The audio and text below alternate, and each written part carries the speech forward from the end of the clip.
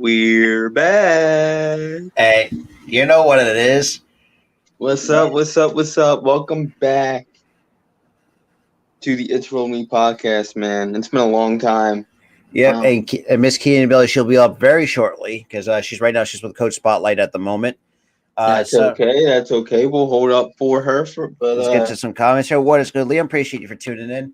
Yeah, like Tyler said, we are back after a long hiatus. and Yeah, trust me, Key's got time because we got so much to talk about. So much. I feel absolutely. like coming back before we were coming back, like 2 weeks before we came back, all this crazy shit happened in wrestling. Oh yeah, trust me. I know that I had to actually literally have it on my screen right now. Yeah, they're whipping ass. Also, huge congratulations to Derek Hall for hitting his first career most of home run games. He's getting called up. He That's my gets called boy. up. Bink, bink, bink. Gone. That's my boy Gone. right there. But, Gone. and speaking of Miss Key in the building, there she is. What's good, up? Yo, and yo. What's yeah, I mean, like Tyler said, I mean, it's good to be back after 2-3 weeks since 2 months, honestly. 2 months. It feels like it's a lot. It doesn't feel like it's been 2 months actually. It hasn't. It really hasn't. It doesn't feel like it's been 2 months. It feels like it's been like 2 weeks. But yeah, let's get it started. We have a lot of crazy shit to talk about. Absolutely. And I'm gonna go like in timeline here. The first thing that happened in wrestling was the Sasha Banks and Naomi walkout. And I want to get your guys' thoughts on that. And then after that, we need to talk about the top 10 misused WWE talent because that ties into it. But what do you guys think about the walkout? Yeah, I mean, the fact that we're not really making the mark says, look, we're not getting booked well, and the fact that was Vince's idea of bringing in more tag titles, especially to the women's division, where despite the fact that despite the brand split, it's just like they're not really doing not much with it. Now, Right. somebody like Sasha, which we'll get to a little bit later because they're obviously even have not paid attention. There's a lot of crazy going on with her, but we'll get like I said, we'll get more into it. It's been hectic. Let's put it that way. Yeah. Key, what's your thoughts? Key? My bad. I had y'all on mute. Sorry. It's okay. And then I hit something on my phone. And I was like, oh no. Oh no. Oh no. No. I mean, they had it coming. I mean, I felt like they wasn't using her right. Come on now. The women's tag team division is horrible. They barely have a women's division, but you want to tag them up and have them be champions. And from what I remember, they wasn't even putting up their titles or something, and they walked out. But word on the street is, since June 10th, Sasha Banks has been released, but we just now finding out about it. Oof. Yeah, there's been speculation. It was first off, it was like merely speculative. No one knew if it was true. They were saying reports are she's released, and it's been going on since, like you said, June 10th. And I wouldn't be shocked if she was released because she's been wanting to release because of the bullshit.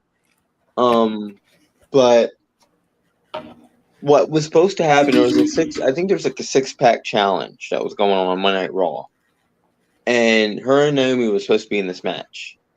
And it was for the goddamn women's championship. And Naomi, I think, was supposed to pin Sasha. And Sasha got pissed because of the tag titles. The tag titles are being put on the back burner. The thing is, it's not just Sasha and Naomi. There's countless tag teams out there that they're not using. They basically only have 2 tag teams. Like genuine tag teams.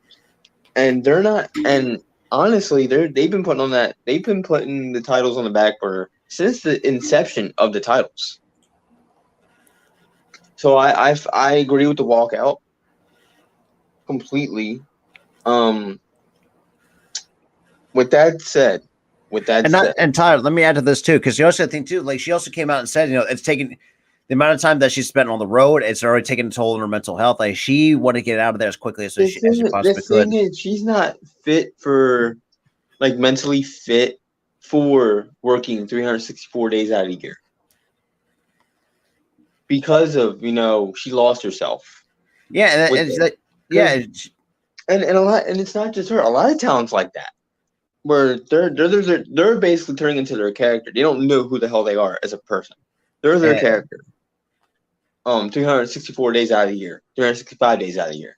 Yeah, that's and it's sad. It's sad. But let's go to the top 10 that we have that ties into this. Misused WWE talent. Good, Mitch. What's up, Mitch? Oh Lord, just 10? It's like, no. I know there's more, but I only chose 10. I know there's countless, but that would take an entire episode, honestly. So I just chose 10. The first one I have has got to be Kurt Hawkins. Kurt Hawkins. Still on the roster? Huh? Is he still on the roster? No, he's an Impact now, and he's killing it. Oh, okay, I got you. Let's see, his first run, he was in the tag team with Zack Ryder, which was fine when he was with Edge, and then after that, they were put on the back burner. He gets released, comes back. He goes on this long-ass losing streak immediately as a jobber.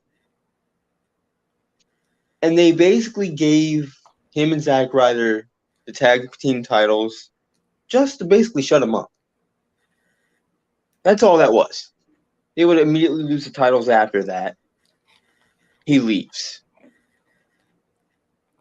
Basically, their first and second run mirror each other. Mm-hmm. So Kurt Hawkins is number 10 on my list. Number 9 on my list, his tag team partner, Zack Ryder. They basically had him win. Yeah, I know they did Zack dirty. They did him incredibly dirty. They basically didn't push him until 2010, 2011. They gave him a U.S. title run. Here comes John Cena with his golden shovel. He loses the U.S. title. Gets immediately pushed down the card. Don't remember, he beat Miz for the Intercontinental, and then he lost it the next night on Raw. But it was basically the title shot shut him up. He loses the title the next night to Miz. And the only reason why they had him win the title was because his family was there, because they were in his hometown at Mania. That's the only reason why he won the damn thing. He lost it the next night. He gets pushed down the card again. All right, we're through with you. Oh, and that's another guy on my list, Mitch. Thank you. The next guy, Cesaro, the Swiss Superman. Sure, you gave him a damn meaningless Battle Royal win. That Battle Royal does not mean shit. Because I know there's jobbers who won that shit. Mojo freaking Rawley won that shit. Also, I got Ricochet. Yes, he has tag team title runs with countless wrestlers. But let's look at his singles run. Zero. On the main roster. 0. Okay, maybe. No, that wasn't him. Was it him? Did he have a U.S. title run? No, that was somebody else. It was somebody else. But 0 titles. Well, the only titles he ever held was a tag team gold, and that was pretty much about it. No, but I'm talking about his singles run. Oh, Singer was on 0. 0. Absolutely. No titles. Start pushes. We think when he was feuding with Roman Reigns on SmackDown, he's finally getting his chance. Did he? No. He was just another victim to Roman Reigns. Gets pushed down the card. Yes, he wasn't a jobber per se. But he was like a lower mid carder. And that hurt. So Cesaro's my next pick here. Another one. And it's kind of his fault because of the whole bonus policy thing. But Evan Bourne. Ooh. Evan Bourne. Yes, he didn't have the mic skills, but that man in the ring could go. And yeah, you can make a case about his mic skills. You can make a case about his bonus policy things. But Randy Orton, I think, got a bonus policy violation. Jeff Hardy had one, a couple. I don't know who else had a bonus policy violation, but a lot of talent that has won titles had bonus policy violations. Numerous. And you're telling me no. They literally were pushing him. They half-assed his push. They didn't give him any titles. Well, except for the tag titles with Kofi. That's it. That team wasn't even broken up, and he fired him. They fired him. Air Boom was the shit. Air Boom. Air Boom was freaking amazing because they were over. They were over with fans. Air Boom was freaking awesome. But his singles run was astounding. Just like Cesaro's. But next up on the list, Karrion motherfucking Kross. Completely butchered him on the main roster from the start. Whew. From the goddamn start. He was out of the company within months. He was. And plus, they broke his undefeated streak, which was ridiculous. They called him up. They broke his undefeated streak by losing to Jeff freaking Hardy on Raw. Which doesn't make any sense. As NXT champion. They had him lose the title at the next takeover, called him up, gave him this weird-ass freaking Warrior Spartan cheap-ass looking suit. He looked like Shredder, a reject Shredder. Yeah, he did. And yeah, they were kind of pushing him a little bit, but his momentum was dead. You had him get rid of no Scarlet. We're changing your music. No smoke, no red light, none of that. You're bland. You're gonna be this bland character that no one buys. Yeah. Karrion said, no, I'm out. He left. I think also he went back to Impact, if I'm not mistaken, too. No, he went to MLW. Oh, okay. He went to MLW with Scarlett. Because Scarlett soon got released, too. Because she was pissed over it. Because they were going to use her. What they were going to do, they were going to have Karrion Kross on the main roster, and they were going to use Scarlett in NXT for their women's division. Which you could have literally had him and Scarlett on the main roster, put her in the women's division, but have her still be valet. They did it with freaking Rusev. Yeah. Who's now Miro. That's another guy. That is another guy. Rusev Day. Sorry. That was popular. and then all of a sudden, he's disappeared. Rusev Day was like popping. the thing is what they did was, yeah, they gave him a U.S. title shot or U.S. title run, fine and dandy, but they also gave Zack Ryder one too. So I don't want to hear about it. He did the Rusev Day thing, that got over huge. He was getting somewhat of a push because of it, but not much. He got a second U.S. title run out of it, but then they freaking embarrassed this guy live on national fucking TV. Made Bobby Lashley look like a goddamn homewrecker, stealing his wife. That was just, I felt like that was like cringy from the start. Oh my god, the way they freaking did it too. He was in the ring, looking at the ramp, watching them play tonsil hockey. Yeah, that was yeah. First for it was so cringy. It was. I felt so bad. I was like, for supposed to be a PG product, didn't look seen that way. No, making out ain't fucking PG-13. That's PG, kind of. Kissing ain't, terrible. If they were freaking, doing a Lita thing where they were screwing. No. Woo! That was a wild time. Let's put it that way. Wild ain't done. But anyway, they had them make out in front of fucking Rusev. They had this stupid ass storyline. And then they made another person who's also getting misused come back, completely negating her build. And then she comes back, oh, I'm gay. And I like Lana. What? Oh, I know who you're talking about. That's Miss Liv Morgan herself. I'm like, what the?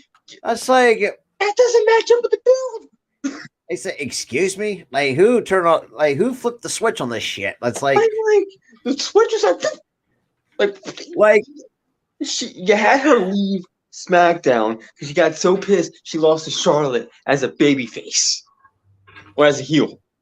She comes back a goddamn babyface. Oh, I'm gay. What? Like, what sense does that make? What? Here's the thing. You're thinking with her leaving SmackDown the way she did, the way the bill was going, oh, she's coming back as a ruthless badass. All they did was change her goddamn sexual orientation. I thought she was coming back. I thought she was gonna get a whole new, character change. I thought that's what we all originally thought. Everybody thought this. But and she said, I'm gonna be a toned down Liv or whatever. I'm thinking she's gonna be more, vulnerable, but she's gonna be badass. No, all they did was change her sexual orientation and storyline to gay. What? And you would think, like, I'm all for LGBT storylines in wrestling, but it has to make freaking sense. And you would think, since you already have someone that's a part of the LGBT community, and Sonya did, it really did it. And I could imagine how much that really, I feel like pissed off Sonya Deville. Let's put it that way, dude. If they would have literally had Sonya Deville come out and say it, that would have made more sense. That made a lot more sense. That would have made a hell of a lot more sense. Would it have pissed off a real life girlfriend? I don't know. And that's but who cares? It's TV, it's storyline. If she understands the storyline, whatever. But man, did they wiggle! They botched that whole entire freaking storyline too.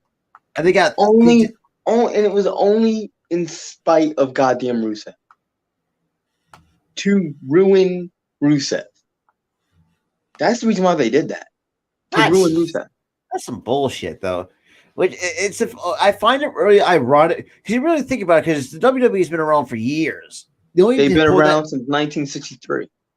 Yeah, exactly. And the fact that they pulled it off successfully once in that entire company's history, and that was the LGBT storyline. Yeah, they actually pulled it off the right way, and that was between Mickie James and Trish Stratus back in the day. Yeah, the crazed fan thing, which I really like that storyline because that actually does happen. Yeah, I mean, with fans. Oh, I'm crushing on you, so I'm just going to stalk you. Well, that don't push it that far. Sheesh. Don't do that in real life. Yeah, That that's was only storyline. Don't do that. well, especially Um, if that crushes an MMA fighter that can kick your ass any day of the goddamn week. So that's a whole different situation in itself. dude, if you're trying to, if you're trying to stalk Mickey James, you better You better look out for Nick Aldis too. I you got mean, better you better watch out for Nick Aldis because he kicked your ass too. What do you do? But number 8 would have to be Liv Morgan. Yeah, We're that can segueing into definitely. that. Liv Morgan, she's getting the same. I feel bad for her, man. She's basically getting the same treatment as Cesaro. Stop, start pushes, but she's getting a bit worse because most of the time she's losing. Yeah, it's competitive, but she's losing. But at this point, he really thinks like she's really kind of turned into a jobber. She's gonna be in catering with Dana Brooke. Pretty much. I don't think she's gonna be in catering. I think she's just a plot device. She's basically just used as a plot device. She's got a use, but for them, it's a plot device. That's all it is. It's just. And it's sad. It's really sad. I really think her promo skills are really good. I really think her skill in the ring is really good. Her character work is really good. And she's that type of person to make do with what WWE gives her in terms of storyline. Yeah. Like, all right, you want to have me be gay and negate the other build? All right, whatever. You want me to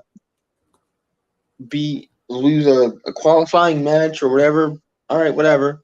She says yes to these things. And yeah, saying yes is kind of hurtful for her. Yeah, pretty much. But something's gotta give, man. Yeah. She's been misused for a few years since she's been on the main roster. Ever since Riot Squad. Yeah. Ever since Riot Squad. And that's why Ruby Riot left and became Ruby Soho. And she's doing pretty well for herself. She's doing pretty decent. She's winning more matches than she did in WWE on the main roster, for sure. And Sarah Logan. That's a fact. Sarah Logan, she's non-existent. She's gone. No, Sarah Logan, I think she's pretty much retired. She's being a mother at this point. Thank God, because I think she was just like, yeah, I can't. It's like, yeah, I'm pretty sure like her mindset. After seeing this shit, it's like, yeah, screw this shit. Yeah, she came back once for the Rumble. That's all, like once. I mean, yeah, and that was like, I don't think she has any animosity towards WWE, but she would have not, accepted that Rumble appearance. But I think she said, "Look, I'm a mother now. My husband, he's a wrestler for WWE. I can just take care of my kid. They have enough money to hold us over. And the thing is, they don't use a lot of money for food anyway. They hunt. So it's like they really don't need money for much. Just transportation. And clothes for the kid. And possibly formula for the kid. Yeah, and also don't forget like utilities and shit like that. Well, and utilities, a house, everything, like that. But that's another wrestler that's been misused. Not with Sarah Logan, but she's not on the list. I'm talking about current people that recently left or Keith Lee better be on your list because they did Keith Lee dirty. Oh yeah. Oh my God! They literally. Here's what they did. NXT they have them, running. And hold on, wait. I gotta get out a rant first before you go. Hold on. Oh shit! But here's the thing. NXT dominant run. I liked his run. He was pouncing people. He literally yeeted freaking Adam Cole to the stands with his little pounce thing. It was funny as hell. I found that shit funny. But he goes to the main roster. Oh yeah, let's give you a skirt. Let's give you a goddamn skirt. You wear to the ring. Oh, and let's call you Bearcat. And then let's have you lose. And then let's have you leave. They ruined Keith Lee. Yeah. They ruined him. What the hell is a Bearcat? No one Exactly. knows what a freaking Bearcat. No one knows. No one That's really what I was- knows for That sure. was really what I said when I was watching Raw. I'm like, what the fuck is a Bearcat? Man. It's just Another guy they misuse. Dominic Dijakovic.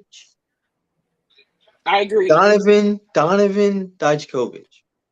Or Donovan Dijak. I yeah, mean, Dominic. Dominic Dijakovic. yeah. Or like his ROH stage, which I like more than his WWE run, Dijak. Yeah. Are you kidding me? You give him a stupid ass mask, put him in a group that's not even getting over. Yeah. I mean, it's just You break it up. He's not even on Raw, not even on SmackDown. He's stuck on main event. He's stuck there. and you gotta think. Not to mention this too. I mean, I think one of hell. I mean, look. I mean, Dijakovic. I look like that was misused, but I think another one. I think you could probably add as honorable mention is Mercedes Martinez. He's another, or I'm sorry, that was Meet. What the hell? Oh, well, I don't even want to talk about Mia Yim's run. Yeah, that that's was fucking, just out. The thing is, they gave her the same goddamn treatment as Dijak. Same damn treatment. that was just over yikes. huge in NXT. Over huge in NXT. She gets called up. Let's put a mask on her. Give her a stupid ass name. Put her in Retribution. And then they tried to pull the same shit with Mercedes Martinez. And I don't think she was having. She said nope and immediately walked. Went to AEW.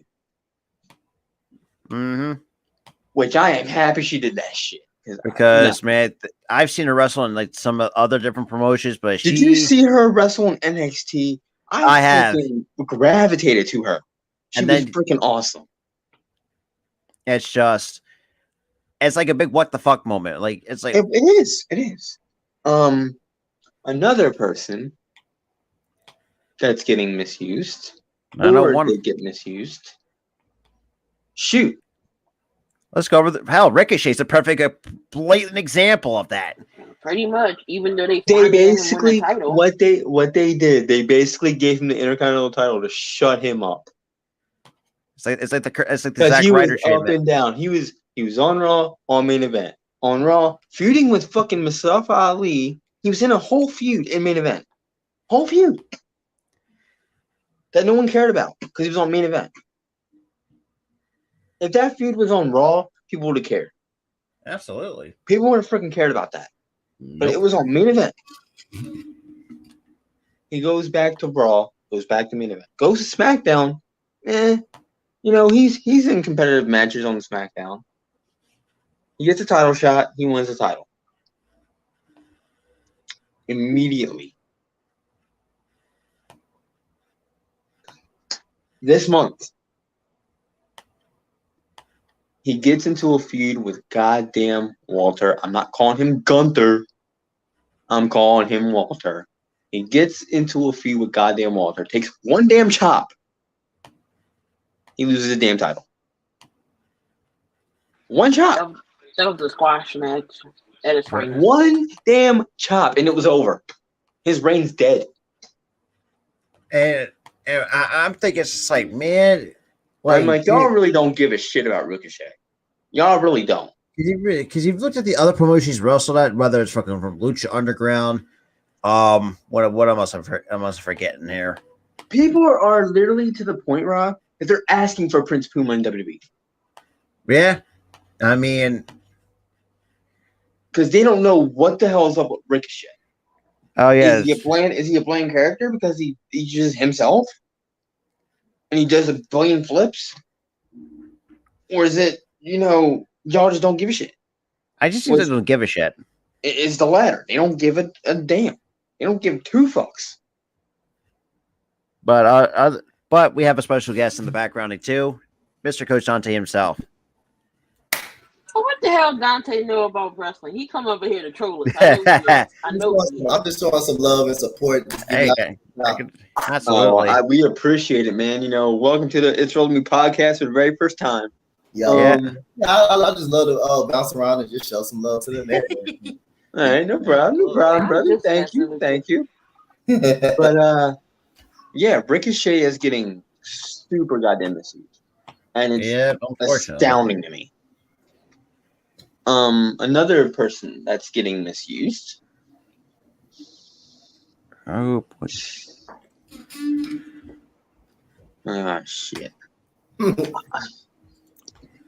Hey, Tyler, how that blood and guts finish last night? Let's see. We had John Moxley, you know, stab people. You had him put people through shards of glass. Sammy Guevara, the smaller dude, got thrown off the damn cage. Onto the announcer's table. And it ended with Cesaro getting a submission on top of the cage. But my God, that match I think pretty much Sammy's dead at this point. Huh? I think Sammy's pretty much dead at that point, getting thrown off the cage. Literally, me and freaking Ghoulie last night. We both were like saying at the same time, "He's dead. He's dead. Sammy died. He's dead." That's Ghoulie for you. I can only imagine Ghoulie through that whole thing.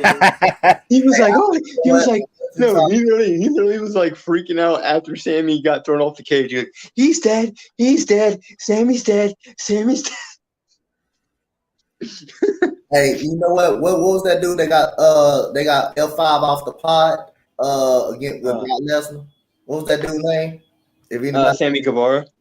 Yeah, he got F5 off the pod by Brock Lesnar, Elimination Chamber. No. That was off the pod. Who was that? It says he the United States champion. He's supposed to be the United States champion now.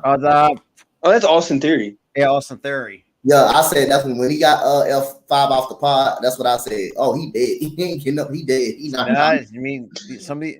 But here's the thing. I would have said he was dead if they didn't have the stupid goddamn padding on the outside. They used to have the grates. Remember the grates in the chamber? Oh God. When he got F5'd off the damn pod and then they had like the padding there, I'm like, whatever. If there was the grates there, I would have been like, he's dead. Well, because you really think about it, because the elimination chamber itself has not been the same since what? Since like 2005, 2006, maybe. No, since since I think they implemented padding. I think 20. Okay, I think it's right. I think by 16, 17. I think it's whatever state that we're in. I think it's try to be in compliance with the state commission at the time. But here's the thing: it's not just a goddamn state. They're using padding for every goddamn state. It's because people are pissed. Oh, that's not PG. Like that's not PG. Who gives a flying fuck? Trust me. Look, I was watching because for those who don't know, I did watch December to Dismember. I'm thinking. Oh my God! I feel bad for you, Rob. Why did you subject yourself to that shitty pay-per-view? Honestly, I had nothing else better to do at that point. Oh my God! You were so bored. You decided, let me watch a shitty pay-per-view. For me. I thought actually I really enjoyed it though. I really truly did. Right. What number are we on?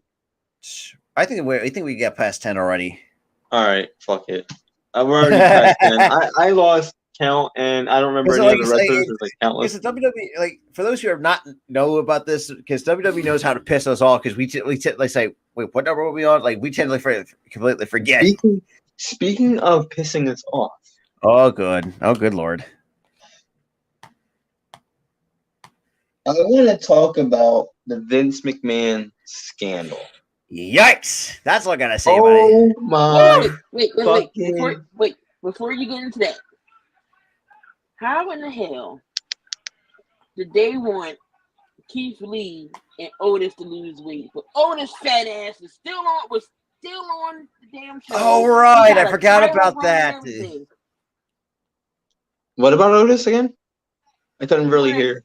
They wanted Otis and Keith Lee to lose weight, but yet Keith Lee was getting his ass chewed about it while Otis' fat ass was still on the air. Oh, he was with they the told Alpha him that Academy. whole ass love storyline as this was going on. With Mandy freaking Rose. Had him with money in the goddamn bank. Oh my. But yeah, we all know Vince McMahon is fucked up. Doesn't matter if they're telling wrestlers to lose weight, strip fucking naked on live TV. Yeah. Which every time that scandal released that I'm about to talk about, I was watching Raw earlier, classic Raw from 2004, and I was cringing so much every second. Hey, try watching the rebooted ECW 2006 as Kelly as an exhibitionist. Somebody explain that to me. No, she wasn't an exhibitionist. She was a full-on fucking stripper. She was in a stripper gimmick. That's the crazy part. It's like shit. And there was one time she had her fucking top off. Like and had her hands covering her shit. I got past that. It's like, yo. I was like, what the fuck, WWE? Like, look for those, like, even though that was back to like the non PG era, as we can call it. I mean, look, that those times were really wild as it was. But as kids, though, when me and Tyler were kids, man, we got lucky to get how exactly did our parents, how did my goddamn grandfather have me watch this shit? Exactly, especially get lucky to get past the let's just say the rated R portion of looking back at it, I'm like, you what the fuck? Like, that again can't be worse than WrestleMania 2000, now can it? Oh my dear God. Woo! I watched WrestleMania 2000 for a goddamn perspective, and the first thing I fucking mentioned was that fucking segment. First thing. Oh my dear God. Like, it's like I mean, for those who have not grown up watched the wrestling in the early mid 2000s, let's just say that was even the late 90s was bad. Well, luckily I got away with that because, man, that was the great Attitude Era. People think that's the greatest era ever. Looking back, no, it wasn't. It wasn't, but at the time, between 1997 and 99, if we're talking about today's standards, no, it absolutely wasn't. not. But back then, yes, got canceled off TV. But back to the Vince McMahon scandal. Oof, that's a what the fuck, basically. So Vince McMahon and John Laurinaitis were sharing an intern. That was sharing a goddamn intern. And mind you, Vince McMahon is a married freaking man. Supposedly. Married. Has kids. Has a fucking family. And he does this shit. But what was even worse, he paid hush money. $3 million of his own money. $3 million of his own money. And he's being investigated whether or not that money is company money or his. And like you said too, and there's another, and we kind of talked this, way before our official return, about another individual. For those who don't know, that's Mr. Beaver Boy himself, Kevin Dunn. Kevin Dunn's involved in the situation. That's Kevin goddamn Dunn. That company's going down the toilet at this point. And now another thing happens a week later. He steps down as CEO. He appoints his daughter as interim CEO. Yet he's still writing shows. Right, he's still got creative control, but yet you're supposed to be off scenes and off camera, but yet you still making appearances, Vince. Go sit your old ass down. And that's the thing. And that's the thing that pisses me off. I look at the TV every time he's appeared on Raw or SmackDown with the dirtiest fucking look to the TV. And I could imagine too, when either Raw or SmackDown comes to Philadelphia, Yeah, Vince, Oh good my luck. Good God. luck handling that shit. 'Cause Oh my God. They're gonna have to It's, pipe in the it's a- fucking it's a- booze. It's a pay per view. The Extreme Rules is coming in October. I might go to that. right. I think it's Extreme Rules. More like And- rules. Or, and that's another thing too. It's just, and let's kind of go back to 2014. Was it 2013 or 2014? Either one of those years. If you have not listened to CM Punk's pipe bomb, listen to every single It's real goddamn now. word. The thing is, it was scripted then, but it's real now. It's like that's just like I'm thinking. Looks like shit. He fucking called this shit. It's But- real now. It's real now. Everything he said, which was scripted, was real. That's like, whew. But what kind of irks me about that promo too is that I think Vince planned this out. Yeah, I think, yeah. This was a plan since I 2011. didn't really think, because you really never think about that. It's like, So but then- that pipe bomb was really Vince's plan. I mean, ever since that, man, Enough controversy where he steps down or dies. and then his kids take over, Daughter. basically, His daughter takes over as the CEO. as CEO. And now we're seeing Triple H back in the Performance Center doing all this shit. Let's face it. Let's freaking face it. If Vince didn't do what he did, he was still CEO. His ass would still run NXT 2.0. His ass would still run the Performance Center. His ass would Oh, run right. the I almost forgot, too. Bruce Pritchard's also part of that as well. No, wait a minute. Yeah, that's, Apparently, Bruce Pritchard is the main guy in charge now, and everybody was upset. Even like the talent, like the wrestlers, are upset because that Laurinaitis now had that position no more. yeah. But the problem is, Laurinaitis is a dickhead who I helped mean, Vince with his scheme. But the thing is, Bruce Pritchard cannot run a show. He can't write shows. nope. He can't do nothing like that. Hell, he created this stupid ass freaking character back in the 90s. Yeah, Brother Love. Stupid fucking character. Stupid goddamn character. I love you. And not to mention, that was this exact same year as the Undertaker debuted on the main in WWE. I'm so glad he brought that back in 2003 just for Undertaker to whip his ass. Hey, what's good, Max? What's good? What is good, Max? Hey, but yeah, it's just been like. But the thing is, that whole situation is just a shitstorm. Yeah, and it's continuing. Now he's got three law firms after his ass. He's got 3 goddamn law firms after his ass. 3. Whew. Yeah. So that shitstorm is continuing. Absolutely. While that's going on, we have John Laurinaitis fired for being involved with the scandal. And Bruce Pritchard obviously being appointed in his position. Ooh, And then, on top of that, more wrestling news happens outside of WWE. And that's the Jeff Hardy incident. Another DUI. nothing really changes with them. Another goddamn DUI. Really, Jeff? Well, Really, Hardy? The one thing that changed was, WWE really didn't give him a choice. Tony TK was like, no, you're not coming back until you do something about it. Yeah, he said. He told him. Max, we're talking about John Laurinaitis, and that's But here's the thing. I liked how Tony Khan handled it. He said, "You're not coming back. You're suspended without pay until you get your act together. You get clean, and you stay clean. Once you prove yourself that you're clean for real this time, we'll hire you back. We'll get you back." And we actually made about this earlier on the channel as well, about another one that actually went into to battle that problem, and that was John Moxley himself.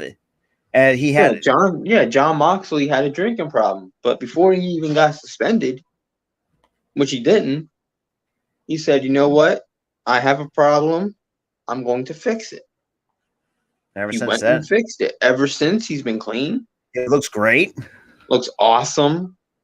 He's been having fun in the ring again. He's been, being a loving father to his child, a loving husband to his wife, Renee. Plus, too, it looks like he's also in great shape too. While I was still battling that at the same time. Tremendous shape, bro. Tremendous shape. But yeah, Jeff Hardy gets arrested again with DUI again. He's suspended without pay until he goes to rehab. He did go to court today. He pleads not guilty, and he's immediately going to rehab. Yep. So right now things are looking And like also, it's going to be up, but I'm not holding my hand on my ass about it. I'm not holding my breath either. But what I will say is, and Tyler, you know where I'm going with this, especially with as much as I love Matt Hardy, but we all know where I'm going with this. A little bit of an issue where Rebby motherfucking Hardy. Yeah, really, she really crossed the line. She joked about it.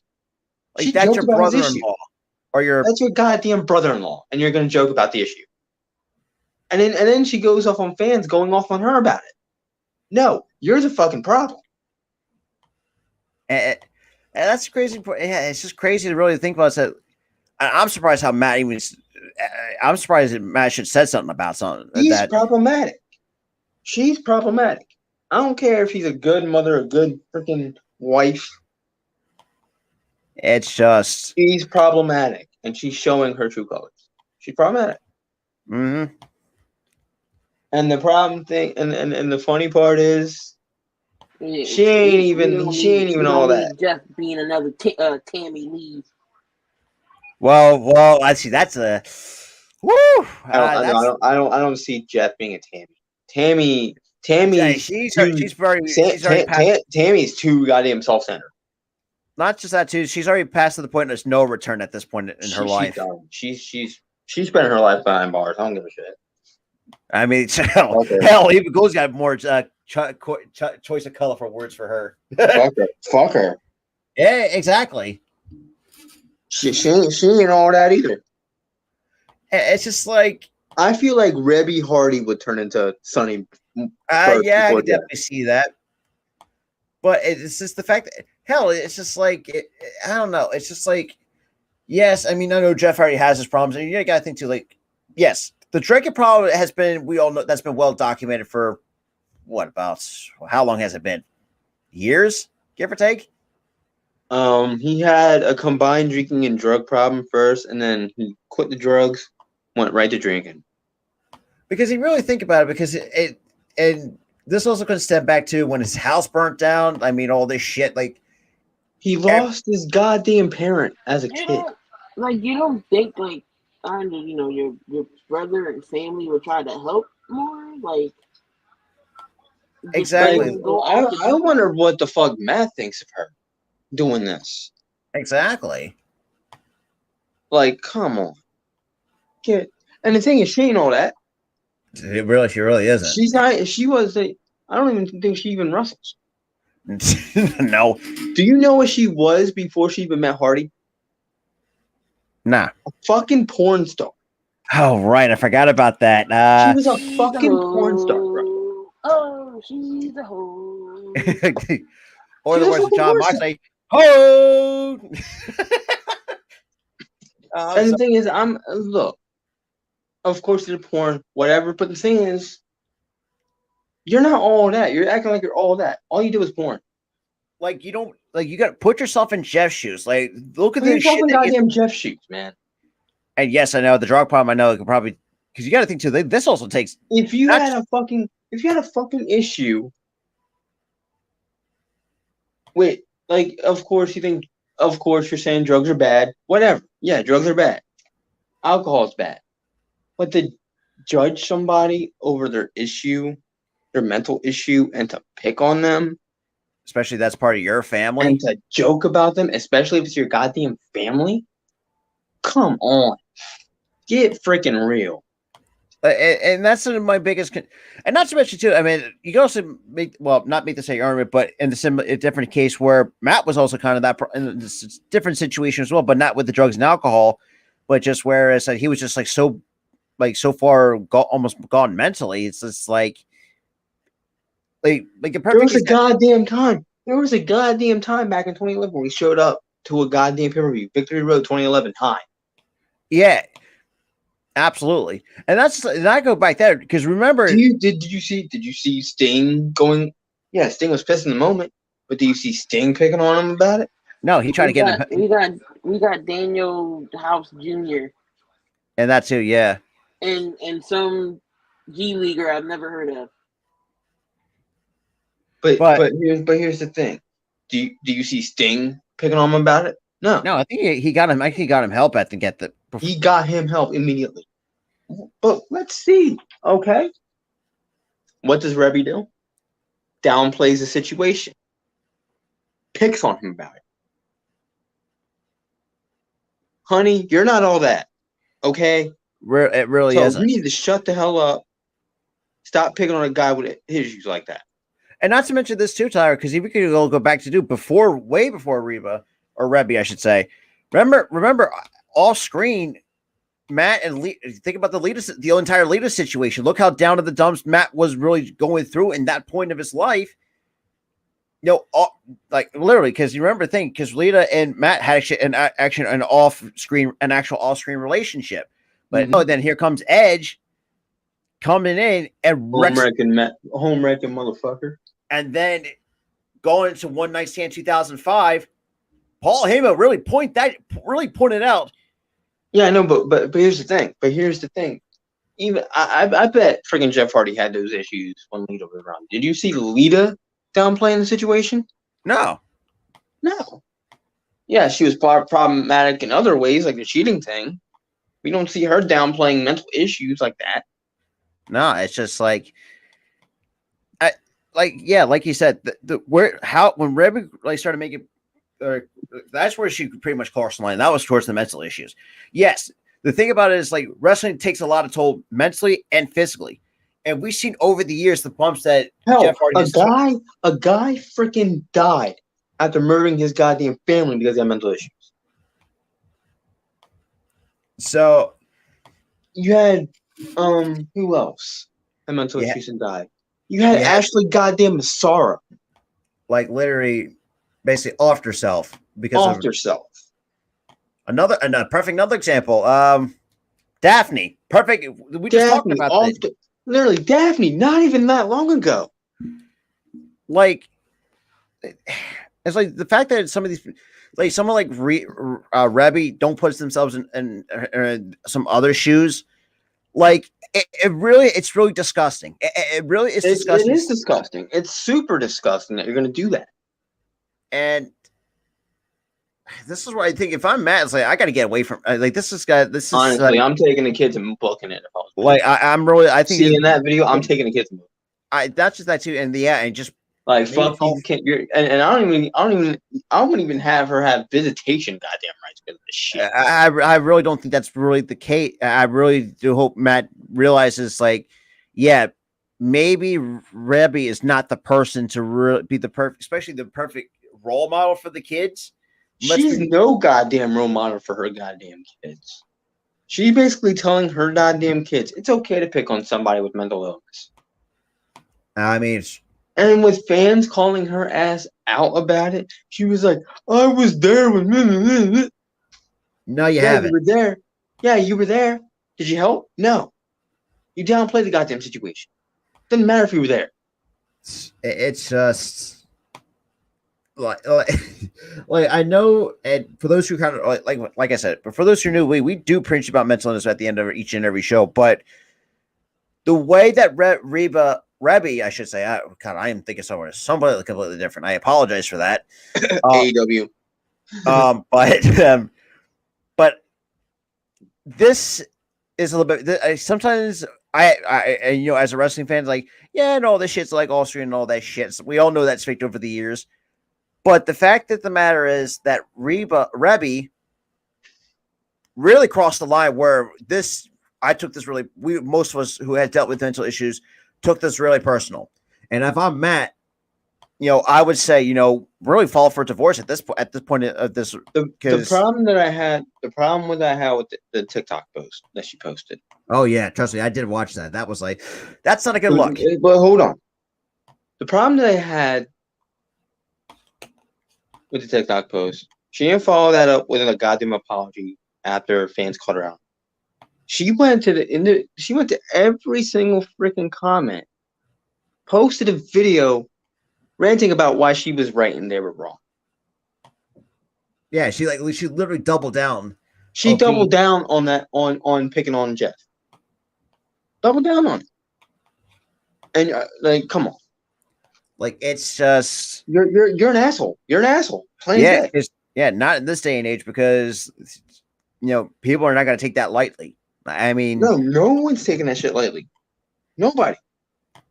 There's a whole goddamn month for mental health. Exactly. I mean, get freaking real with this shit. It really is. I mean, get with the program, because you're not on the road for almost 300 some odd days out of the year. You're literally a goddamn stay-at-home mom. Focus on that shit instead of picking on somebody with mental illness.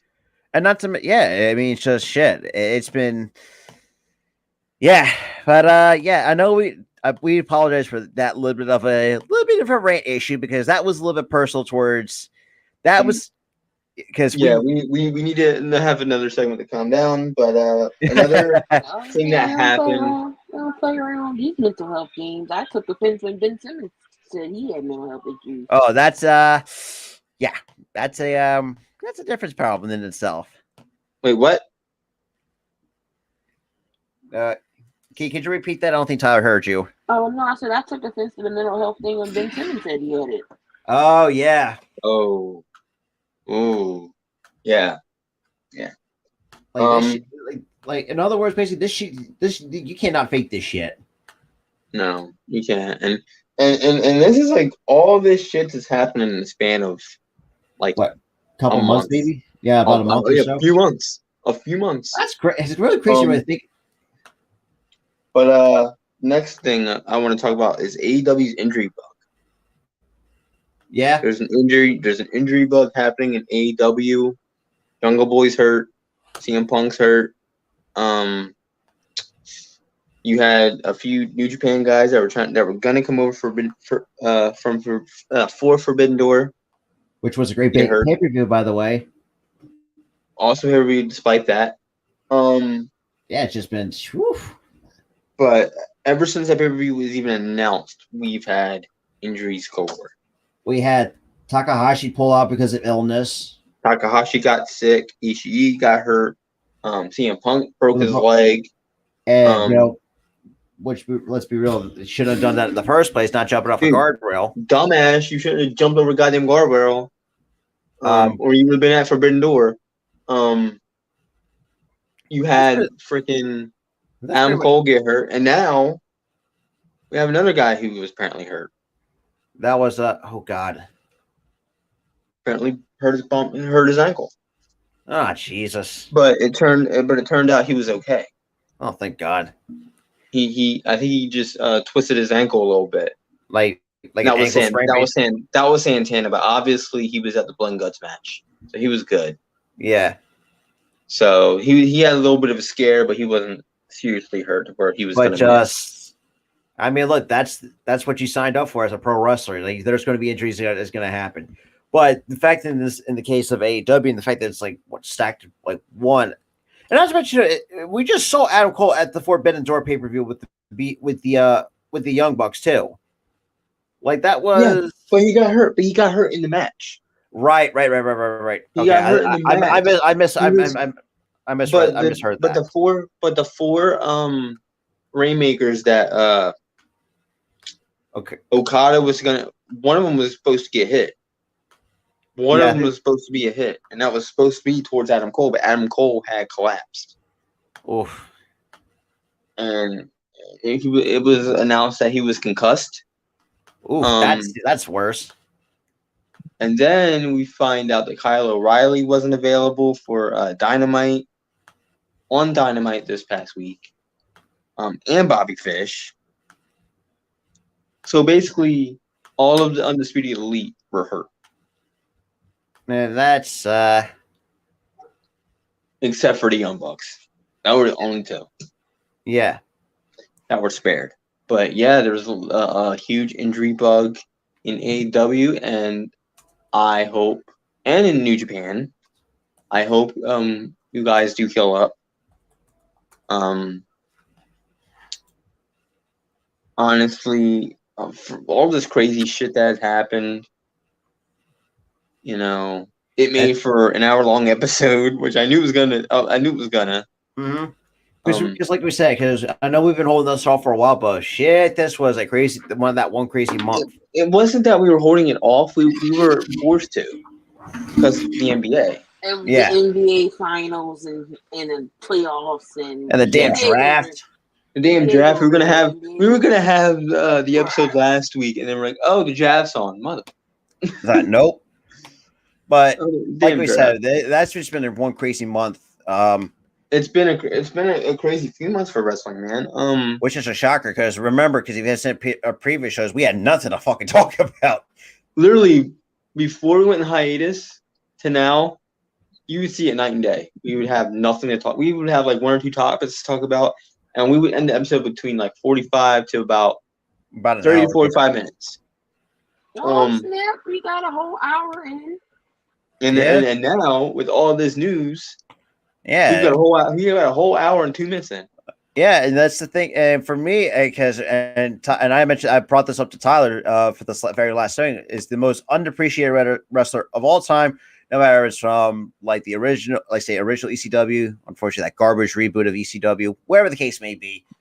I have a couple on my mind that I feel like that was very underappreciated. Of the ECW original Sandman, for me, the fact that Dude, WB fucked him up. woof, that was Oh my god. The first episode, let's have him meet up a fucking zombie. I was like, what the fuck is it? Yeah, I remember I did see that episode on Peacock. Literally, like, the first segment, they had a zombie walk out. I was like, what the hell is this shit? Let's see, who's been smoking back Just there? because they were on Sci-Fi. Well, I get that part, but really, I was like, you could do better shit to promote that you're on Sci-Fi. Just say you're on Sci-Fi and just move on. And of course, he would, go to Raw, get ruined there. oof, yeah, that was bad because Sabu got fucked. That oof, reboot. yeah. Tommy Also- Dreamer got fucked up in that reboot. Literally, all the originals were basically jobbers to the new stars. Yeah, I mean, like Bobby Lashley, the Big Show at the time. Mhm. Who am I missing? And then basically, right, Rene Dupree. God, I fucking hated him. and then I hated him. Rene Dupree was there since 2003 though. Yeah, In the league. So he's not really an ECW guy. He was more like he was just there. But literally though, by 2007-8, they were gone. yeah. It's just like Only one left. Well, the only one that really lasted until maybe the 2009 was Dreamer. That was it. The rest of them gone. yeah. I mean, shit. But also, before we go further for one last one, I want to wish happy birthday to the former WWE Hall of Famer Terry Funk turning 78. Good Yeah, my man still Damn. kicking. Still kicking at 78, but and this is the thing with Luckily, you're not doing any more death matches, bro. nah, fuck that. Oh my god. Hey, My don't man worked until he was like 60-something years old working death Hell, matches. hell, you can say that for Sting, who jumps on the fucking top of the But goddamn. it wasn't. But dude, Sting wasn't in a death match. He just jumped off a damn ring. And that could That's what I'm saying. But yeah, and Sab was another guy that I had on the top of my head that was very underappreciated because the fact that no matter if it's a broken arm, whatever the case may be, he'll still come back and kick your ass. It's like, god damn it. The only problem that he had is I don't think he ever knew how to balance on a rope. Yeah. Because every time he's wobbling. Like I'm you like- can see, you see that's the only, and I can definitely tell. And even the original ECW is like shit. Like this, like it's like like he's like a deer. He's like a newborn deer on ice when it comes to like the aerial stuff. No, he jumps on the chair, jumps on the rope, and then he's just wobbling. Like, just jump, dude. Exactly. It's not that hard. Well, we can't say for certain because we never been there. So no, I've never been on a rope. I'm never going to stand on a rope. I'm probably going to fall instantly. Now, this might ruffle some feathers a little bit. The one in my opinion, that I actually thought was underappreciated, and that was Kevin Thorne of the reboot ECW. Oh my god! Now, like I said, I know that's gonna ruffle. They gave him a goddamn gimmick called Mordecai back in 2004. Man, that thing. 2006, they gave him a vampire gimmick. That got over. Yeah, the vampire thing got over. It got over. Fans loved it. And that's the reason why I thought Kevin Thorne I thought it did pretty well, especially since 2006 to 2007. And obviously, having aerial by his side, that was an interesting one during that time period. I know you only said aerial because you're swooning over her. I know that. Absolutely. You're freaking back in that day. Holy crap! You're swooning. Now, I will say, even though WWE has pulled it off once before, and that was Gangrel, but that shit, I felt that flopped after a while. But the only reason why it flopped is because Gangrel was hot trash from the goddamn mic. He sucked. He was terrible. He spoke too fast. He fumbled his words. You know what he was saying. Mm-hmm. But other than that, I mean, like that was just like that's like I said, I know that was going to ruffle some feathers a little bit because like at the time, like who would have thought, like I said, Gangrel did it first, but like I said, like Tyler said, he said it really perfectly. That's the reason why it flopped. But whoever thought seeing a pro wrestler dress up as a vampire? I mean, that was basically the second ever time he did that. Yeah, and that was second ever time. And obviously, I felt like Kevin Thorne at one point was redeemed after that Mordecai, and which I found out. And the thing is, they were going to have Mordecai versus Undertaker. Yeah, and they were going to have light versus dark. Which to me wouldn't have made any sense because light usually signifies good and dark signifies evil, but in this case, dark was good and light was evil. Yeah, which is like, what the hell is it? And this was about 2004 Judgment Day. Oh yeah, I remember that. It was Judgment Day, 2004. Judgment Day, 2004. They literally were going to,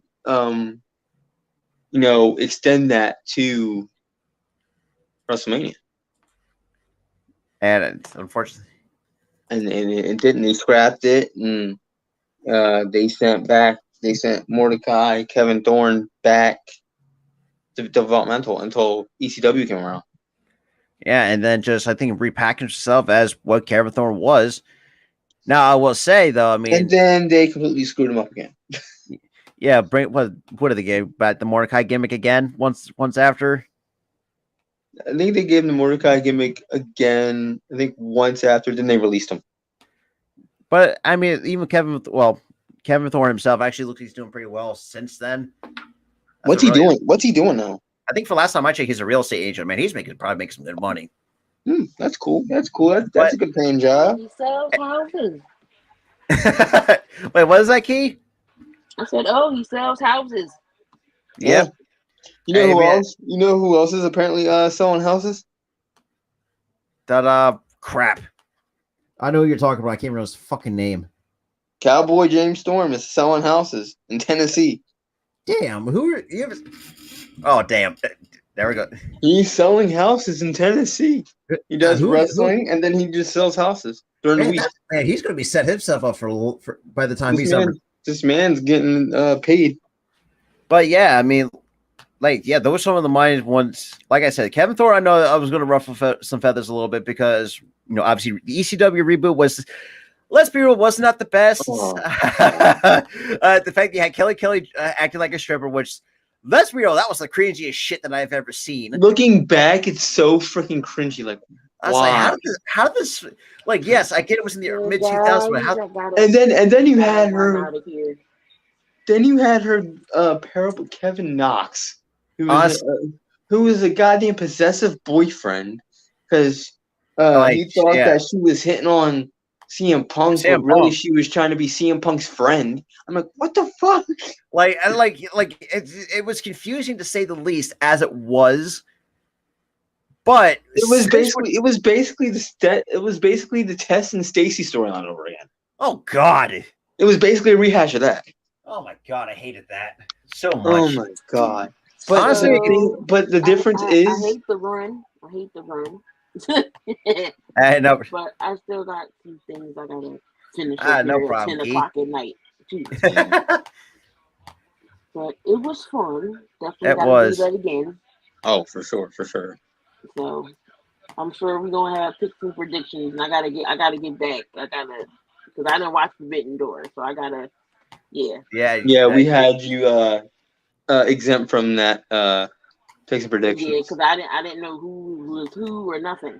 So yeah. So that's the problem with New Japan at times. Yeah, that's the problem with New Japan. They didn't promote it too well with that. But I'll see you guys in the chat. All right. No problem. Thank you for coming on. Well, yeah, for those who don't know, that was Key in Ability. Go check her out as well. But That's yeah, good well, to know. we can probably go on for like another couple of minutes or so since we got a little bit of time because no one really has everything else. But like I said, I mean, it's a shame though because I really liked Tess growing up as a kid. And That's reason another one that got misused with his 2007 run in And ECW. and the fact he didn't even reach 40, that's a shame. That And was then he leaves for TNA, then dies. Like out of Basically. nowhere. like that sucked because it's Like, like it sucked because he was young. He was very young. he when was like died. 35. He was like not even like halfway to 40 at He 35. was like, yeah, he was 35. I'm like, That's like damn. damn me. And what Owen Hart would have had been what early 30s. Yeah, early 30s. That one would have been when Owen Hart died. That was 99. That was 99. I was watching one clip where somebody went off script, and boy, was somebody was going out fucking Vince Russo at one point. Oh boy, Was that fucking Hogan? I don't think it was during that. I remember Hogan going off on WCW, and then freaking I don't remember that one. and I only Vince remember. Russo just went off on him and Oh right. Because that on a was pay per view, and it was unscripted. that was a Vince Russo pipe bomb. I remember that. I remember that clearly. He was like, "You can kiss my ass." I'm like, I was "Damn." like, damn. That's what you hate Vince Russo, man. He knows how to talk on the mic, though. I'll give him that.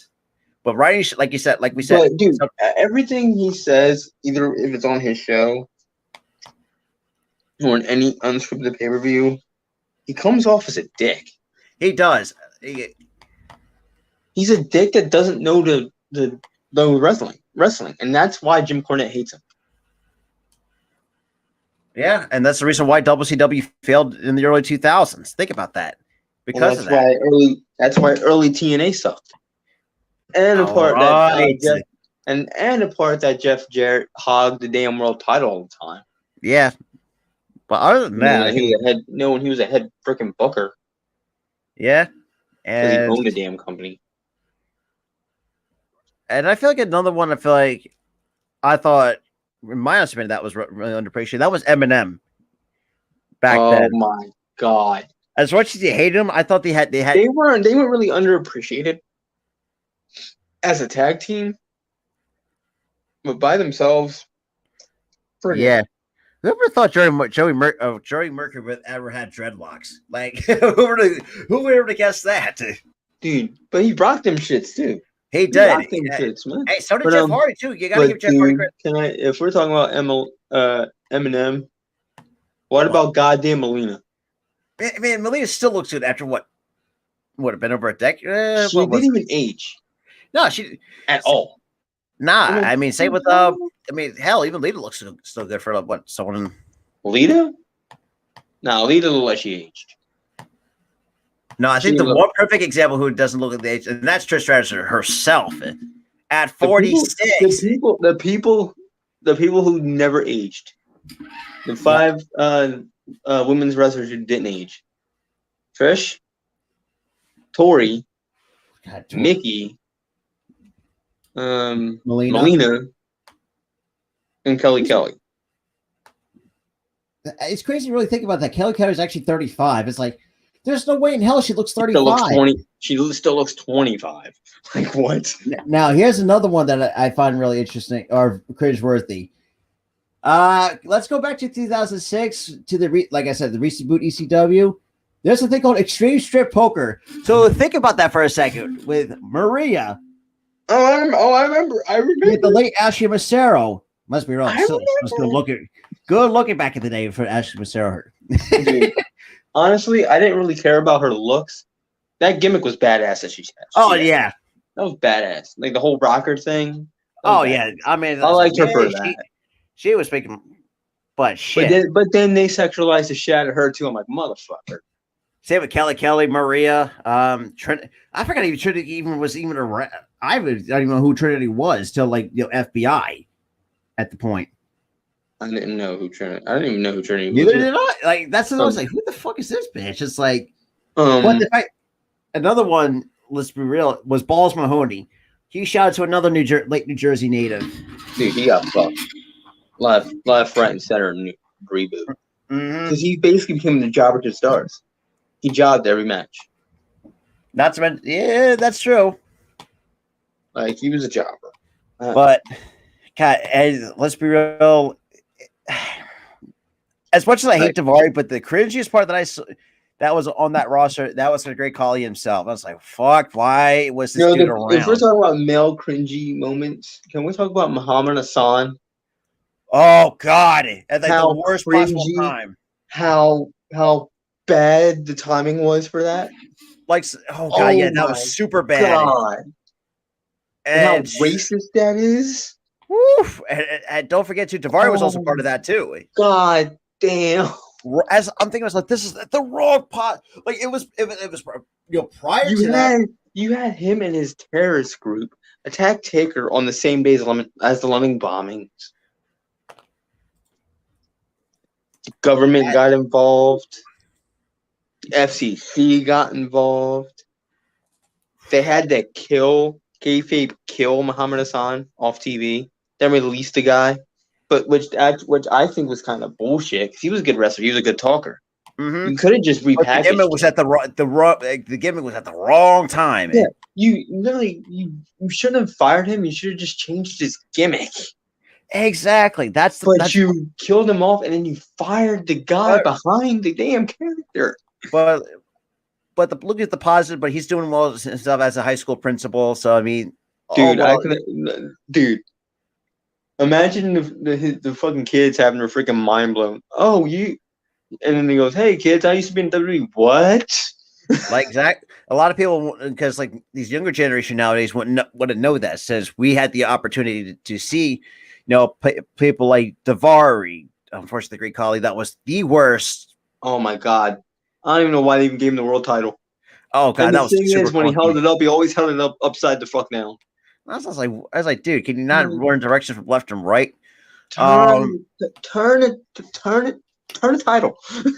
Also, in the late Eddie Guerrero, God, that still pains me to this very fucking day. Let's be real. Dude, I still remember where the fuck I was when I heard the news. And oh my God. And Tom, I don't know if you saw the TikTok that or I shared you or I might send you because Rey Mysterio actually he had the opportunity to save the life of Eddie at one point, and he didn't realize until he heard the news. So I think from one of it, I don't know who it was. He didn't really just say what it was, but he got the call, had to take another flight to Phoenix, where a lot of people don't realize that was the last location he saw Eddie, wasn't around. Let's just put it that way. But Ray shouldn't Ray shouldn't blame himself for that, But I can imagine. But as a but the thing is, you can't really save somebody from a heart issue like that. Yeah, but knowing the relationship that him and Eddie have.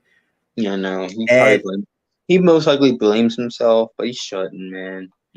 But so probably one to put on the most. I mean, you could definitely say the saddest moment was Chavo's interview. Like it's Chavo got there right before Eddie died, and he heard bargaining.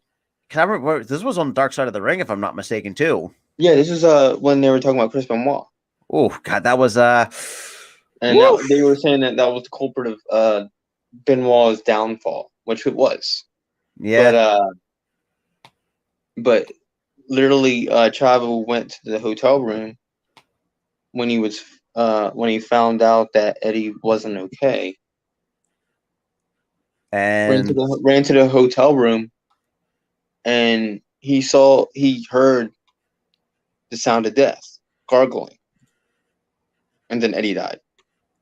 like, and Eddie was what, about not even 40. That's another guy that didn't reach his 40s, and that was Eddie. Was 2 years shy. He was 38. He's 38. That's just 38. and he would have been Yeah. somewhere in his 40s in today's age, and just. But looking at what Eddie has left behind, the impact, the legacy he has left behind is tremendously. You've seen a lot of, hell, even fucking luchadors. You see the luchadors really paying homage to Guerrero himself. Oh, you had a lot of fucking AEW wrestlers freaking paying homage because he had his death day, his death anniversary. It was either his death anniversary or his birthday. I think it was the anniversary. Where it fell on a Wednesday, and you had all these wrestlers just doing different shit that paid tribute to him. For the entire day. Like the frog splash, the shimmy they did.